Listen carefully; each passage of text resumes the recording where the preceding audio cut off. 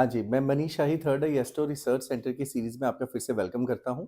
Astrology learning की एक बिल्कुल प्लेलिस्ट के साथ-साथ हम लोग बहुत सारी ऐसी वीडियोज़ बना रहे हैं, जो आप सभी के लिए बहुत बेनिफिशियल भी होगी और लर्निंग सेंस में स्टूडेंट्स के लिए, एस्ट्रोलॉजी टीचर्स के लिए और जो फ्रेशर्स हैं, जिनको हॉरोस्कोप नहीं भी देखना आता, उनके लिए भी ये वीडियोज़ बहुत ही यूज़फुल होने वाली हैं।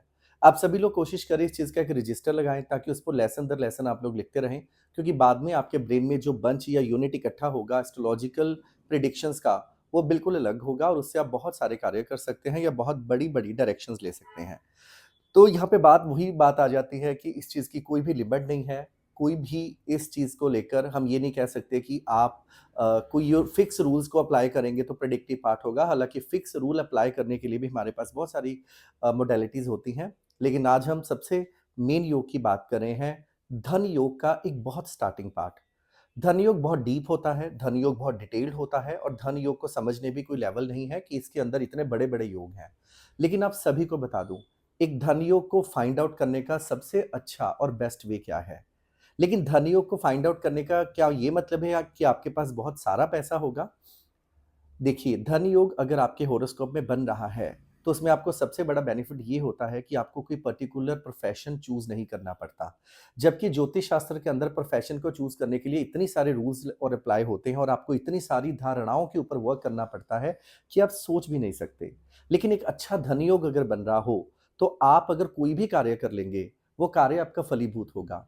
क्योंकि हम लोग अपने जीवन में बहुत बार ऐसा देखते हैं कि एक इंसान पेट्रोल पंप भी है, ग्रोसरी का काम भी है, उसका लीकर का काम भी है, एग्रीकल्चर काम भी है, इंटेलेक्चुअल वर्क भी है, ले इसका मतलब उसके क्या सारे प्रोफेशन गिविंग प्लैनेट थे? नहीं। एक अच्छा धन योग आपके कुंडली के अंदर आपके कारोबार की कई कमियों को दूर करता है। उसको बेसिक लेवल से समझना शुरू करते हैं, लेकिन आप हमारे चैनल को सब्सक्राइब करें, ताकि आपकी नेक्स्ट वीडियो जो आती रहेंगी, वो बहुत ज़्यादा डिटेल्ड डे बाय डे होती रहेगी, क्योंकि आप सब लोग जानते हैं ये विषय एक एंडलेस विषय है। तो आप लोगों को सबसे पहले ये बताया जाएगा, ये हमारी कुंडली है। इसके अंदर धन योग के लिए कौन-कौन से हाउसेस रिस्पॉन्सिबल होते हैं। देखिए, सबसे बड़ी बात आप समझने की कोशिश कीजिए कि हमारे लक्ष्मी स्थान कौन से होते हैं। हमारे लक्ष्मी स्थान जो होते हैं, वो होते हैं 1, 5, 9। मतलब पहला घर, 5वाँ घर और 9वाँ घर हमारे लिए लक्ष्मी स्थान होते हैं और हमारे लिए विष्णु स्थान कौन से होते हैं, वो होते हैं 1, 4, 7 और 10। 1, 4, 7 और 10। मतलब हमारे हॉरोस्कोप के अंदर ये हाउसेस विष्णु स्थान और लक्ष्मी स्थान माने जाते हैं। सबसे बड़ी बात, आपको ये टेबल तो याद होगा ही कि सूर्य की राशि 5 नंबर होती है, मून की राशि 4 नंबर होती है, मार्स की राशि 1 और 8 नंबर होती है, मरकरी की राशि 3 और 6 होती है, जुपिटर की राशि 9-12 होती है, वीनस की राशि 2 और 7 होती है, सैटर्न की राशि 10 और 11 होती है और हम सब लोगों को पता है कि हर लगन 12 तरीके का होता है या घर पहला होता है, लेकिन यहाँ पे लगन अलग-अलग होते हैं। देखिए, सबसे बड़ी बात मान लीजिए यहाँ पर 2 नंबर लगन है, 2, 3, 4, 5, 6, 7, 8, 9, 10, 11, 12, 1। तो हम लोगों ने कौन-कौन से घर देखे? हमारा ये वाला घर भी लक्ष्मी स्थान है, ये वाला घर भी लक्ष्मी स्थान है, ये घर भी लक्ष्मी स्थान है, ये घर हमारा विष्णु स्थान है और ये घर हमारा विष्णु स्थान है, ये घर हमारा विष्णु स्थान है, ये घर हमारा विष्णु स्थान है। तो हमें करना क्या है? इसका रूल क्या, सबसे बेसिक और सबसे पहला रूल क्या होता है?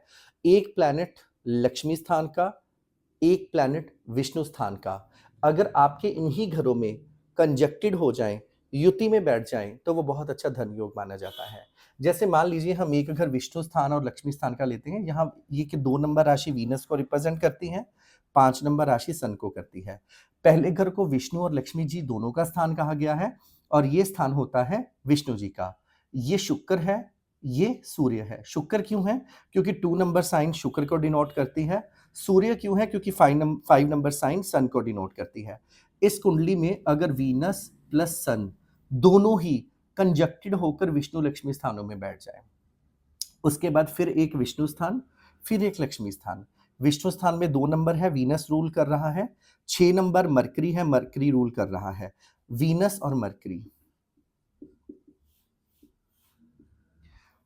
वीनस और मार्स। मार्स क्यों? ये विष्णु लक्ष्मी दोनों का स्थान है और ये लक्ष्मी स्थान है। विष्णु स्थान है, तो शुक्र और मार्स, क्योंकि 8 नंबर राशि मार्स को सिग्निफाई कर रही है, तो अगर वीनस और मार्स अगर ये दोनों ही कंजक्टेड होकर बैठ जाएं, इसी प्रकार ये देखो एक विष्णु स्थान और लक्ष्मी स्थान है, वीनस है, सैटर्न है, सैटर्न को दोनों ही रोल मिल गए, उनको विष्णु स्थान का भी मिल गया, लक्ष्मी स्थान का भी मिल गया, लेकिन पहला घर विष्णु लक्ष्मी दोनों का है और हमारा रूल ये था एक प्लैनेट विष्णु स्थान वाला और एक लक्ष्मी स्थान वाला होना चाहिए, इसके अंदर वीनस और सैटर्न, वीनस और सैटर्न। इसी प्रकार मरकरी और सन भी होगा, मरकरी और मार्स, मरकरी और सैटर्न, है ना। इसी प्रकार सैटर्न का जो है वीनस के साथ हो चुका है, सैटर्न का सन के साथ हो गया, सैटर्न का मार्स के साथ।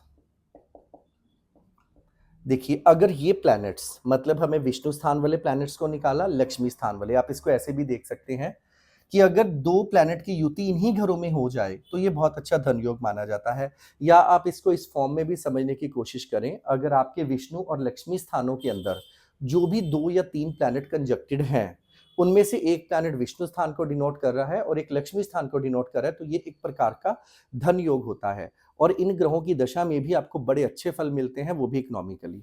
अगर वैसे मैं बात करूं इसमें विष्णु और लक्ष्मी स्थान की बात की जाए, तो जो विष्णु स्थान के प्लैनेट हैं, विष्णु स्थान के प्लैनेट्स, विष्णु स्थान कौन सा था, 1 4 7 10, वीनस, क्योंकि 2 नंबर वीनस को डिनोट कर रहा है, सन, मार्स, सैटर्न।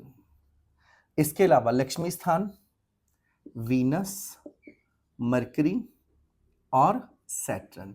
तो आपके लिए ये क्या निकला कि इन्हीं में से किसी ग्रह की युति, इन्हीं में से देखो, वीनस वीनस की तो नहीं होगी, वीनस की इन दोनों के साथ, सन की इन तीनों के साथ, अगर ये युति केंद्र या त्रिकोण में है तो आपके होरोस्कोप में धन योग बन रहा है। तो ये एक बहुत ही छोटा सा मतलब योग है जिसको आप अपनी कुंडली में समझें। लेकिन अगर आपको लग रहा है हमें इस धन योग के ऊपर और प्रैक्टिस करनी चाहिए, आप हमें कमेंट जरूर कीजिए। और अगर यही सीरीज को आप आगे बढ़ाते रहना चाहते हैं, जो कि एस्ट्रोलॉजी स्टूडेंट्स के लिए, फ्रेशर्स के लिए, इंटरमीडिएट स्टूडेंट के लिए और एस्ट्रोलॉजी टीचर्स के लिए हम हर प्रकार की और हर लेवल की वीडियो लेकर आएंगे, तो आप हमारे चैनल को सब्सक्राइब करें, आप कमेंट कर सकते हो। हमारी पूरी कोशिश रहेगी कि आपको उस कमेंट का रिप्लाई किया जाए। और अगर आप किसी खास टॉपिक के ऊपर वीडियो देखना चाहते हैं तब भी हमें कमेंट कर सकते हैं, लेकिन हमारी वीडियो को लाइक, सब्सक्राइब और शेयर जरूर करें। Thank you so much.